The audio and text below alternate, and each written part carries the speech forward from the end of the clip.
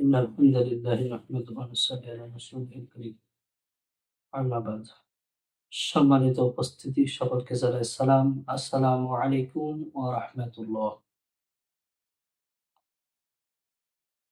আমরা গত পর্বে আলোচনা করেছি আল্লাহর রাসূল সাল্লাল্লাহু আলাইহি ওয়াসাল্লাম দিন প্রতিষ্ঠার জন্য ৪ দফা কর্মসূচি দিয়েছিলেন বা ৪ দফা কর্মসূচি বাস্তবায়ন করেছেন। প্রথম দফা সম্পর্কে আমরা আলোচনা করেছি দাওয়াত ও তাবলীগ। দ্বিতীয় দফা ইলম ও তালিম। আজকে তৃতীয় দফা সম্পর্কে আলোচনা হবে তাজকিয়াতুন নফস, অন্তরের পরিশুদ্ধতা।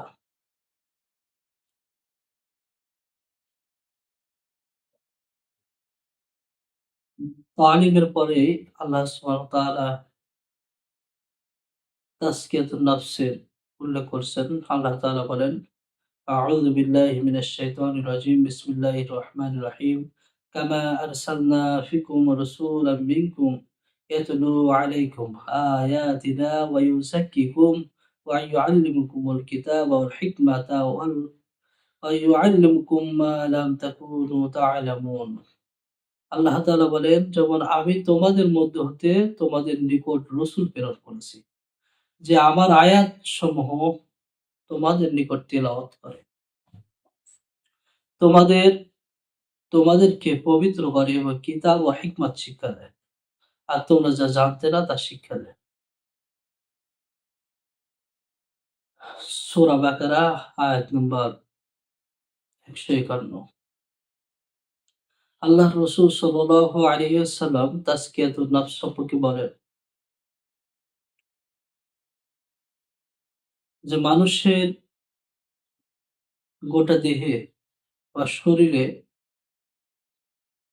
এমন একটি গোস্তের টুকরা রয়েছে, এই গোস্তের টুকরা যার সুস্থ তার গোটা শরীরটাই সুস্থ, আর যার গোস্তের টুকরা অসুস্থ সে সম্পূর্ণটাই অসুস্থ। আর সেটা হলো কল্ব। আর এই কল্পেই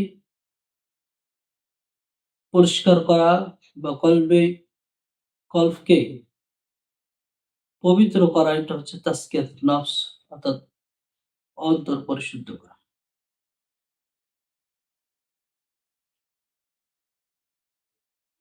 আল্লাহর রাসূল সাল্লাল্লাহু আলাইহি ওয়াসাল্লাম প্রথমে দ্বীন প্রতিষ্ঠার জন্য আল্লাহ তাআলার বান্দাদেরকে দাওয়াত প্রদান করতেন। তাওহীদ ও রিসালাতের দাওয়াত। আর এই দাওয়াতটি মানুষের ঘরে ঘরে, পথে ঘাটে, বাজারে, সকল অবস্থাতে আল্লাহর রাসূল সাল্লাল্লাহু আলাইহি ওয়াসাল্লাম পৌঁছে দিতেন সকলের নিকট। যখন কোনো ব্যক্তি আল্লাহর রাসূল সাল্লাল্লাহু আলাইহি ওয়াসাল্লামের এই দাওয়াত গ্রহণ করতেন, সেই দাওয়াতপ্রাপ্ত ব্যক্তিদেরকে নিয়ে আল্লাহর রাসূল সাল্লাল্লাহু আলাইহি ওয়াসাল্লাম তালিম করতেন। আল্লাহর আয়াত, যে আয়াত আল্লাহ তাআলা তার রাসূল সাল্লাল্লাহু আলাইহি ওয়াসাল্লামের প্রতি নাযিল করেছেন, সেই আয়াত তিলাওয়াত করে শোনাতেন। তৃতীয় দফাতে যারা এই আয়াত সম্পর্কে জানতেন, এই আয়াতের অনুকরণে, এই আয়াতের মাধ্যম দিয়ে তাদের অন্তরকে পরিশুদ্ধ করতেন। এই অন্তর পরিশুদ্ধতার লাভ সম্পর্কে আল্লাহ তাআলা কোরআনুল কারীমে সূরা আলার মধ্যে 14 নম্বর আয়াতে উল্লেখ করেন, আউযু বিল্লাহি মিনাশ শাইতানির রাজিম, বিসমিল্লাহির রহমানির রহিম। ক্বাদ আফলাহা মান তাযাক্কা। নিশ্চয় সফল লাভ করবে সে যে পবিত্রতা অর্জন করবে। অর্থাৎ সফল ব্যক্তি তাকে বলা যায় যে ব্যক্তি তার অন্তরের পবিত্রতা অর্জন করবে। যতক্ষণ পর্যন্ত না সে কোনো ব্যক্তি অন্তরের পবিত্রতা অর্জন করতে পারবে, ততক্ষণ পর্যন্ত সে সফল হতে পারবে না। কারণ অন্তরের ব্যাধি, অন্তরের অসুস্থতাই বড় অসুস্থতা।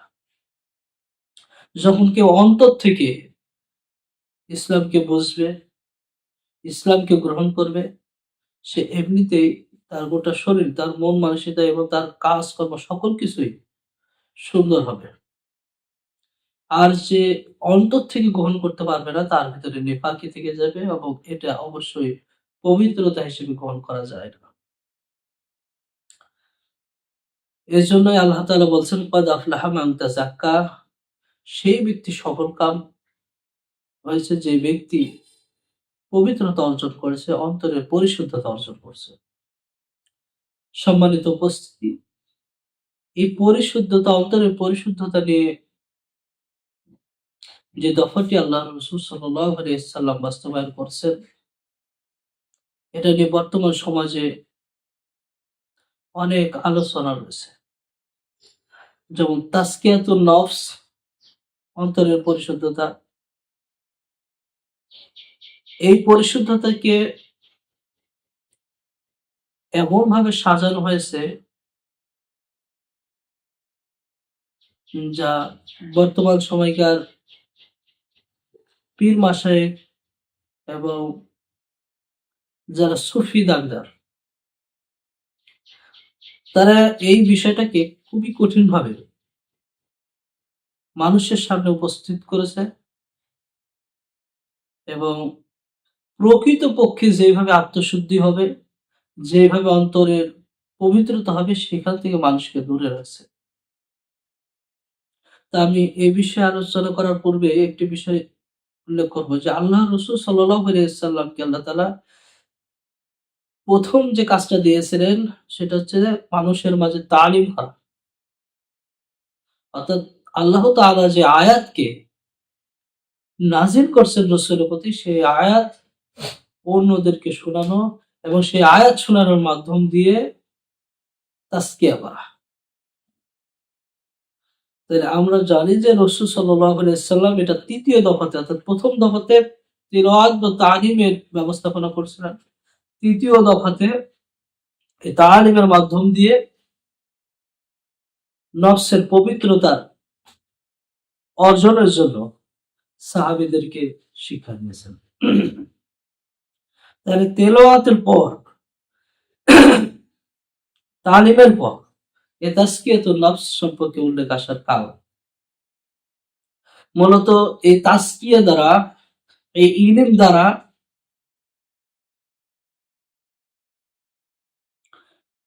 দুইটা বিষয় হয়। একটি বিষয়, কেউ এই ইলম অর্জন করে অহংকারী হবে।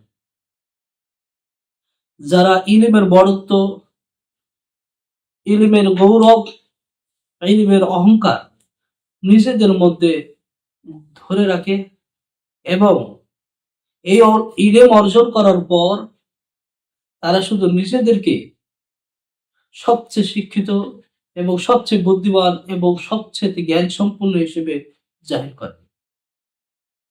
এই এক শ্রেণীর মানুষ আছে যারা এই ইলম অর্জন করে অহংকারী হয়, গোমরাহী হয়। আর এই ইলম অর্জন করে দ্বিতীয় শ্রেণীর লোক যারা নরম হয় এবং বিনম্র হয়। অর্থাৎ ইলমের পর, তিলাওয়াত শোনার পর, তিলাওয়াত জানার পর সেই তাজকিয়ার কথা বলা হয়, সেই তাজকিয়া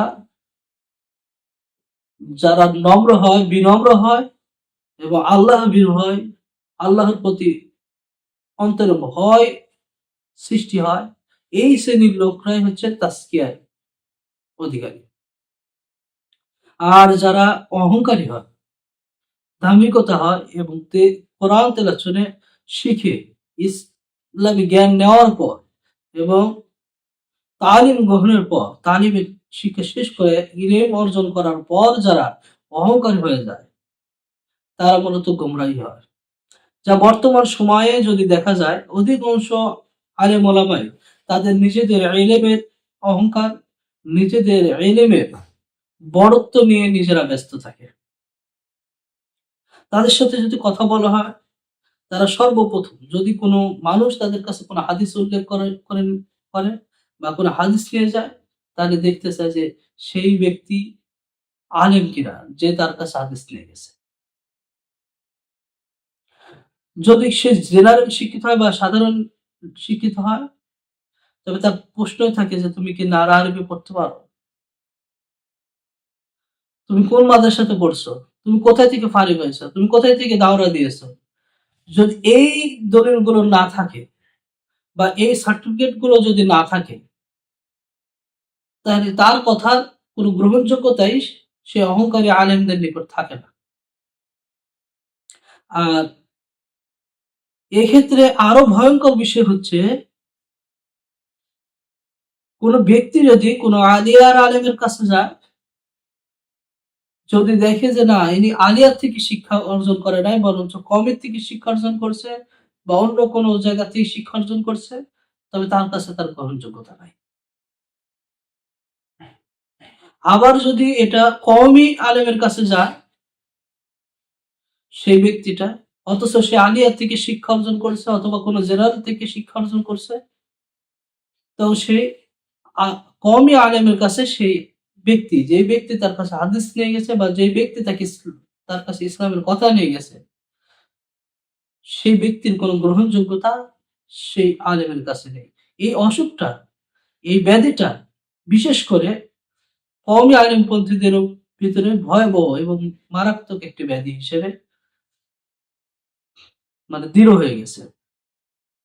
মূলত এটার কারণ হচ্ছে তাদের যে ইলম অর্জন করেছে, সেই ইলমের সাথে তাদের অন্তরে, তাদের নফসে তাজকিয়া না থাকার কারণে, অন্তরের পরিশুদ্ধতা না থাকার কারণে তাদের ইলম তাদেরকে অহংকারের দিকে নিয়ে গেছে, তাদের ইলম তাদেরকে বড়ত্বের দিকে নিয়ে গেছে, তাদের ইলম তাদেরকে গোমরাহির দিকে নিয়ে গেছে।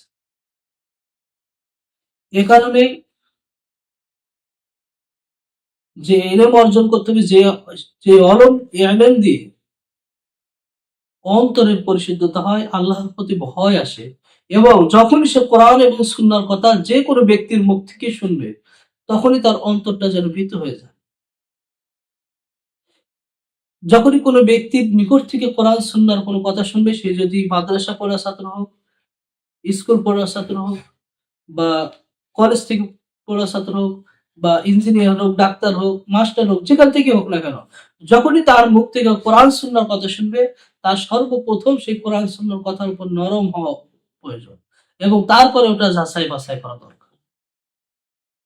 কিন্তু প্রথম অবস্থাতেই এক শ্রেণীর আলেম, যারা কোন কথা, ডাক্তার, মাস্টার, ইঞ্জিনিয়ার, স্কুল পড়া ছাত্র, কলেজ পড়া ছাত্র, ইউনিভার্সিটি পড়া ছাত্র, তাদের নিকট থেকে যখনই, এমনকি আলিয়া মাদ্রাসার ছাত্র, তাদের থেকে যখন কোরআন সুন্নাহর কোনো কথা শোনার প্রথমে সেটা অহংকার বশত সেটা উড়িয়ে দেয়। তো এটা হচ্ছে যে নফসের তাজকিয়া না, বরঞ্চ এই নফস তাকে ধোঁকার দিকে নিয়ে যাচ্ছে। আর একটা বিষয় হলো, এটা আবার পীর মাশায়েখ বা সুফিবাদের মধ্যে এটা শুধু বক্তব্যটুকু রয়েছে যে তাজকিয়াতুন নফস, তাজকিয়াতুন নফস। তাজকিয়াতুন নফস কিভাবে আসবে? জিকিরের মাধ্যমে। জিকিরটা কি? এমনও জিকির আছে, তাদের দমের জিকির, লতিফার জিকির, বিভিন্ন জিকির, এমনও জিকির আছে যে জিকিরটা কোরআন সুন্নাহর সাথে যায় না, কোরআন সুন্নাহ মোতাবেক সেটা প্রমাণিত নয়। যেমন অনেকে ইল্লাল্লাহ ইল্লাল্লাহ এই জিকিরটা দিয়ে মানুষকে অন্তর পরিশুদ্ধতার জন্য ডাকে। এক ব্যক্তির সাথে আমার একদিন সাক্ষাৎ, তিনি কোন এক পীরের মুরিদ ছিলেন। তো তার সাথে কথা বলতে বলতে তিনি বললেন যে ভাই, আমার বিষয়টা হলো, আমি এক পীরের মুরিদ, সে পীরকে আমার সঠিক এবং সেই পীরের কার্যক্রম আমার কাছে সঠিক মনে হয়। আমি বললাম, কেন তাহলে আপনি ওখান থেকে চলে আসবেন বা আসতে চাচ্ছেন? বলছে যে মূল কারণ হচ্ছে আমার পীর আমাকে যে আমল দিয়েছে সেই আমল আমি করতে পারি নাই। যতক্ষণ পর্যন্ত সে আমল না করা যাবে সেই পর্যন্ত আমি সেই মূল মকসদে পৌঁছতে পারব না। জিজ্ঞেস করলাম কি আমল? বলছে একদমে ৩০০০ বার ইল্লাল্লাহ, ইল্লাল্লাহ, ইল্লাল্লাহ জিকির। আসলে বাস্তবতার দিক দিয়ে চিন্তা করে দেখেন, এটা একটা ধোঁকা ছাড়া আর কিছু না। মূলত কারণ হচ্ছে কোন ব্যক্তি একদমই ইল্লাল্লাহ, ইল্লাল্লাহ, ইল্লাল্লাহ এই জিকিরগুলো ৩০০০ বার বা লা ইলাহা ইল্লাল্লাহ বলুক না কেন ৩০০০ বার বলা এত সহজ বিষয় না। অত্যন্ত কঠিন বিষয় এবং পারবে কিনা এটাই সম্ভাবনা নাই। এবং এর জাতীয় আমল, এই জাতীয় আ ওজিফা আল্লাহর রাসূল সাল্লাল্লাহু আলাইহি সাল্লাম থেকে কোন সাহাবীকে দেওয়া হয় নাই। এবং কোন তাবী এই জাতীয় আমল অন্যদেরকে দেয় নাই। তাহলে এই আমল আসলো কোথায় থেকে? মূলত ওই পীর সাহেবের যখন কোনো আমল নেই, যখন ওই পীর সাহেবের কোনো কর্ম নেই, যখন ওই পীর সাহেব ইসলাম সম্পর্কে জ্ঞান রাখে না, তখন সে মুরিদদেরকে আটকিয়ে রাখার জন্য, সে মুরিদদেরকে মূল মকসদে পৌঁছানোর কথা বলে একটি মিথ্যা আমল তাদেরকে দিয়ে দেয়। যে আমলটা ওই মুরিদের দ্বারা করা সম্ভব না। সে মুরিদ যদি বলে যে পীর সাহেব আমি তো আমল করছি, কিন্তু হচ্ছে না কেন?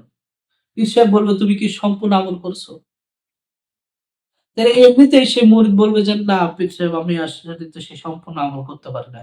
বলে তুমি যদি সম্পূর্ণ আমল না করতে পারো তাহলে তুমি কি করে আ মুকসুদে পৌঁছতে পারবে? তুমি কিভাবে এর আ আধ্যাত্মিকতা অর্জন করতে পারবে? সুতরাং তুমি আগে এই জিকিরটা শেষ করো। এভাবে দিনের পর দিন, মাসের পর মাস, বছরের পর বছর চলে যাচ্ছে। মুরিদ আর মূল মকসুদে পৌঁছতে পারতেছে না, আধ্যাত্মিকতায় পৌঁছতে পারতেছে না। তার ইসলামের জ্ঞানও তার ভিতরে আসতেছে না। ফলে অধিকাংশ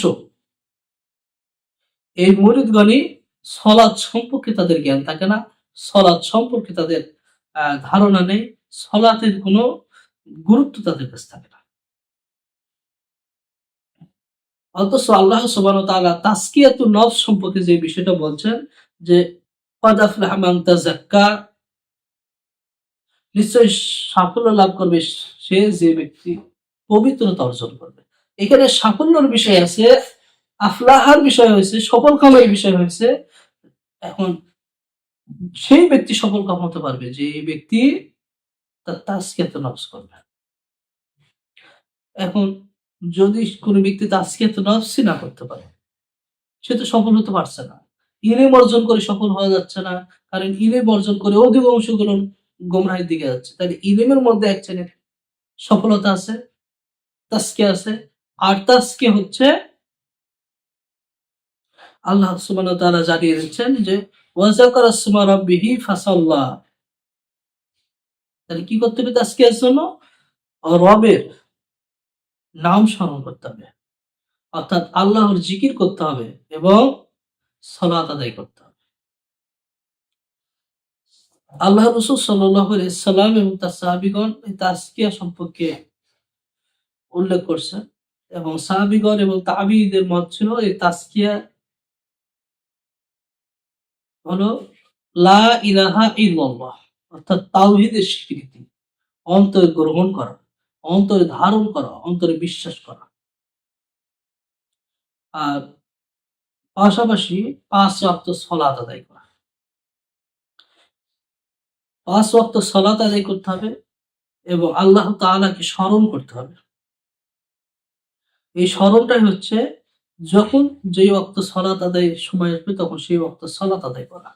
যখন কোন ব্যক্তি সলাত শেষে সূরা জুমার মধ্যে উল্লেখ করা আছে, যখন সলাত শেষ হয়ে যাবে তখন তোমরা কি জমিনে নেমে পড়ো। এবং জমিনে নেমে পড়ো তোমাদের রিজিক অনুসন্ধান করো আর আল্লাহকে স্মরণ করো। এখানে রিজিক অনুসন্ধানের সাথে আল্লাহ তাআলার স্মরণের সম্পর্ক দেওয়া আছে। কেউ যদি মাঠে কাজ করে, কৃষি কাজ করে, তাহলে তার জন্য আল্লাহ তাআলার স্মরণ হচ্ছে সলাত আদায় করবে ফজরের সলাত এবং সে মাঠে জমিতে চলে যাবে। সেখানে গিয়ে আল্লাহকে স্মরণ করবে তার জমির পাশে, তার ক্ষেতের পাশে আরেকজনের ক্ষেত বা জমি যদি থাকে, তাহলে সেই ক্ষেতের ফসল সে নিতে পারবে না। নিজের জমির আগাছা, নিজের জমির ময়লা অন্য জমিতে সে ফেলতে পারবে না। অন্যজনের জমির আল কেটে নিজের জমির সাথে যুক্ত করতে পারবে না। যদি কোনো চাকরিজীবী যদি কোনো কর্মকর্তা, অফিসিয়াল কর্মকর্তা যদি এই জিকির করে, তাহলে ফজরের সালাত আদায় করবে। সালাত আদায় করে সে তার কর্মসংস্থানে চলে যাবে। সেখানে যাওয়ার পর যখন তার কাছে বড়, বড় ঘুষের কোনো প্রস্তাব আসবে, সেই ঘুষকে সে আল্লাহ স্মরণ করে, আল্লাহকে ভয় করে, আল্লাহর স্মরণ রেখে ঘুষকে সে কি করে দেবে? বাতিল করে দেবে। সে এই ঘুষ গ্রহণ করবে না। তাকে অনেক অর্থের প্রস্তাব দিলে সেই অর্থ সে গ্রহণ করবে না। যখন কোনো ব্যক্তি অভাব-অনটনের মধ্যে পড়বে, তার কাছে যখন সুদের উপর অর্থ দেওয়ার কথা উল্লেখ আসবে, কম হারে সুদ হবে, কম সুদে অর্থ দেওয়া হবে, ঋণ দেওয়া হবে। যত রকম প্রস্তাবই আসুক না কেন, যখনই সে শুনবে সুদ বা মুনাফা, যখন ইন্টারেস্ট এই জাতীয় কোনো কথা শুনবে, সেখান থেকে সে দূরে সরে যাবে। কখনোই সে সুদের সাথে সম্পৃক্ত হতে পারে না। সে হোক ইসলামী ব্যাংক, অথবা ইসলামী আরাফা ব্যাংক, হতে পারে কোরআন সুন্নাহ ভিত্তিক প্রতিষ্ঠিত কোনো ব্যাংক, হতে পারে কোরআন সুন্নাহ ভিত্তিক কোনো সমিতি। এখন তো মানে অধিকাংশ ব্যাংকের প্রতিষ্ঠানের নামেই দেওয়া হয়েছে কোরআন সুন্নাহ ভিত্তিক পরিচালিত, শরিয়া ভিত্তিক পরিচালিত। আশ্চর্যের বিষয় হচ্ছে, যে দেশে শরিয়া পালন করা, যে দেশে শরিয়া প্রতিষ্ঠিত নয়, যে দেশে শরিয়া পালন করাই কঠিন, সে দেশের ব্যাংকগুলোকে সে দেশের ব্যাংকে শরিয়ত প্রতিষ্ঠিত হয়ে আছে। এটা কত আশ্চর্য বিষয়! মূলত এই ইসলামী নাম দিয়ে, শরীয়তের নাম দিয়ে এই ব্যাংকগুলোর একটা ব্যবসা করে। মূলত ওখানেই বড় সুদ। এই জাতীয় ব্যাংক থেকে এবং শরীয়তের নামে যে সকল মিথ্যাচার, এখান থেকে দূরে থাকতে হবে। কারণ এটা আবার আল্লাহর নামে মিথ্যাচার করা। আল্লাহ তাআলা বলছে, তার সাথে বড় জালিম আর কি হবে, যে আল্লাহর নামে মিথ্যাচার করে। সুতরাং শরীয়ত যেখানে কোথাও পাওয়া যায় না, সেখানে এই ব্যাংকের মধ্যে শরীয়ত পাওয়া যায়। সেখানে শরীয়ত ভিত্তিক রাষ্ট্র চলে না, শরীয়ত ভিত্তিক ব্যাংক চলে। এটা কেমন আশ্চর্য বিষয় হতে পারে! আল্লাহ সুবহানাহু ওয়া তাআলা এখান থেকে আমাদের সকলকে হেফাজত করুন, আল্লাহুম্মা আমিন। তো এখানে আল্লাহ সুবহানাহু ওয়া তাআলা যে কথাটা বলছেন, অর্থাৎ আল্লাহ তাআলার জিকির করতে হবে, আল্লাহ তাআলাকে স্মরণ করতে হবে। পথে ঘাটে মাঠে যেখানেই যাক, দুনিয়াবি যেই কাজে যাক না কেন, যে অবস্থাতেই থাক না কেন, আল্লাহর স্মরণে, তার কাছে যত অন্যায় কাজে আসুক, তার কাছে যত অর্থলোভী আসুক, তার কাছে যতই দুনিয়ার প্রলোভন আসুক না কেন, সকল কিছুকে পরিত্যাগ করে একমাত্র আল্লাহকে স্মরণ করে সে আল্লাহমুখী হবে এবং আল্লাহ তাআলার জন্য ৫ ওয়াক্ত সালাত আদায় করবে। পাশাপাশি কেউ যদি শুধু সালাত আদায় করে, আল্লাহর জিকির করে, এই স্মরণও করে, তবুও হবে না। কারণ তারপরে আরেকটা শর্ত আল্লাহ তাআলা দিয়েছেন যে, বাল তু'থিরুনা বিল হায়াত দুনিয়া। আল্লাহ তাআলা বলছেন, কিন্তু তোমরা পার্থিব জীবনকে প্রাধান্য দাও।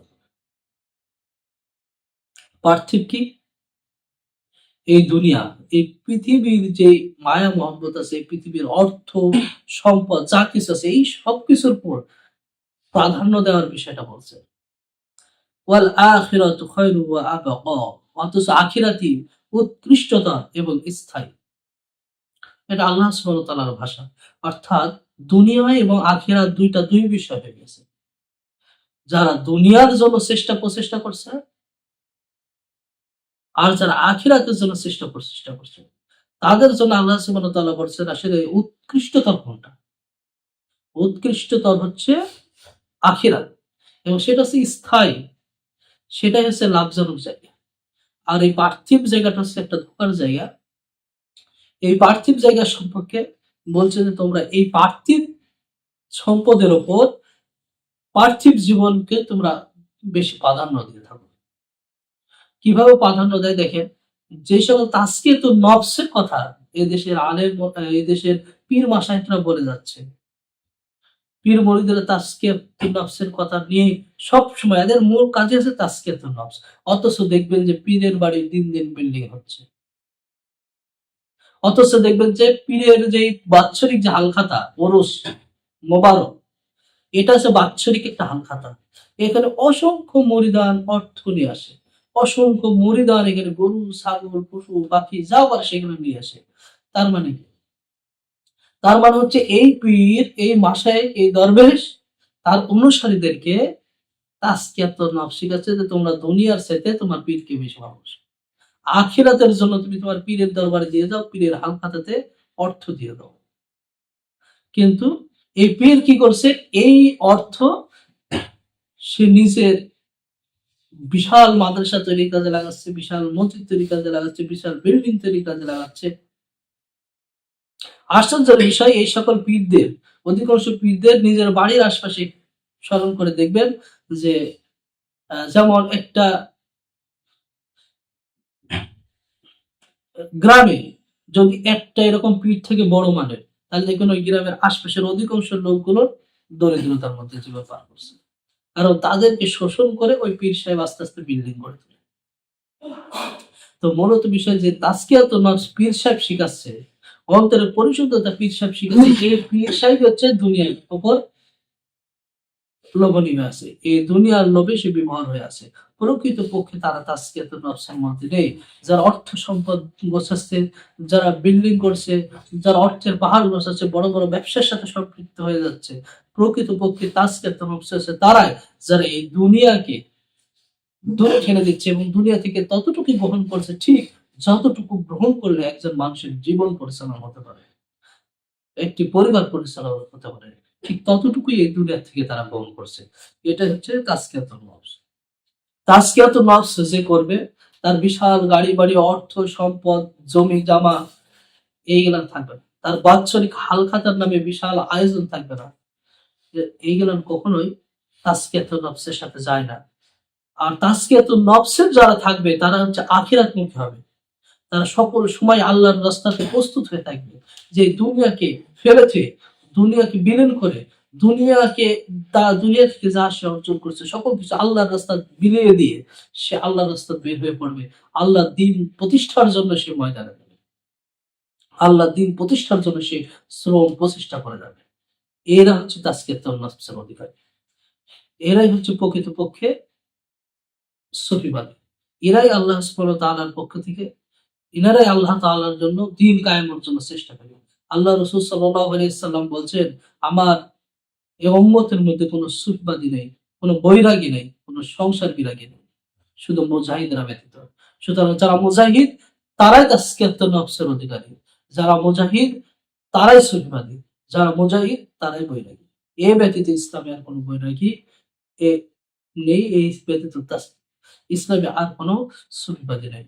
আল্লাহ সুবহানাহু ওয়া তাআলা আমাদেরকে বুঝে তো আমল করার তৌফিক দান করুন এবং সকলকে আখিরাতমুখী করুন। সকলে বলি আল্লাহুম্মা আমিন। আসসালামু আলাইকুম ওয়া রাহমাতুল্লাহ।